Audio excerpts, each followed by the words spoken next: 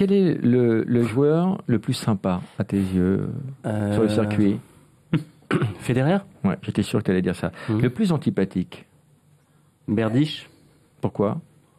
Tricheur, parce qu'il y a un mélange d'arrogance, de non-éducation. On ne le connaît pas bien, Berdych. Il est combienième, Berdych, Carole? 935 mois. 940, numéro 45, nous avons Judith Sela d'Israël, 928 fois. Carole Berdych, il est combienième?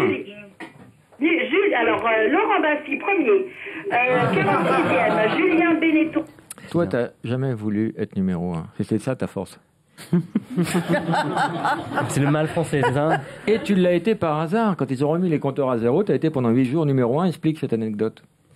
Donc, changement Non, bon, on s'en branle. Alors, changement de système de classement. Donc, on met les compteurs à zéro. Et moi, je remporte le premier tournoi de l'année à Doha, au Qatar.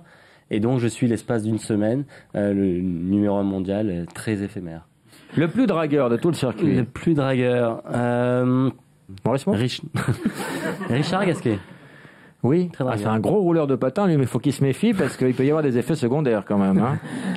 Alors, c'est le seul truc dont tu ne parles pas ouvertement dans ton livre, c'est la dope, la coke, tu es un gros consommateur et tu as toujours ce blocage à en parler, toujours cette réticence. Comme quoi, c'est pas un livre si vrai que ça. Hein. Non, la drogue, c'est pas un univers que je connais. J'ai jamais posé une cigarette sur mes lèvres, non, jamais fumé.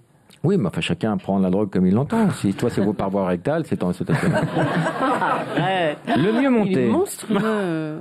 Le mieux monté. Tu en parles dans ton livre. Bon, on a quand même dans le tennis français quelques beaux athlètes. Alors, tu as les Américains, qui sont très pudiques dans les vestiaires, et tu as les Latins qui sont très exhibes. En fait, vous viendrez dans un vestiaire, vous verrez quoi. C'est pas. Il y a les Américains qui sont... Si tu veux te caresser, tu peux. Hein, mais c'est vrai que dans un vestiaire, les Américains ne sont jamais nus, on les voit jamais à poil, alors que les Latins traversent, déambulent. Alors, celui qui laisse des traces sur le sable, comment il s'appelle? Le mieux monté, donc, on disait. Celui qu'on appelle le kangourou à la plage.